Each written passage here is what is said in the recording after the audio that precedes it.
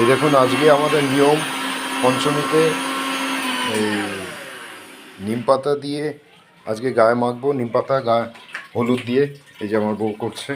এই দেখুন এর মধ্যে তেল, সর্ষের তেল মিক্সড করে আমরা গায়ে মাখি, পুরো সারা মুখে, গায়ে, মাথায়।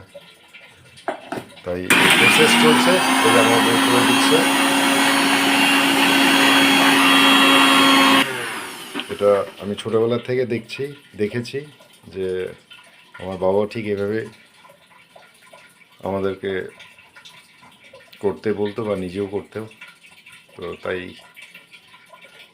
ওই প্রসেসটা এখনও চলছে, এটা আমি আমার ছেলেকেও শেখাচ্ছি।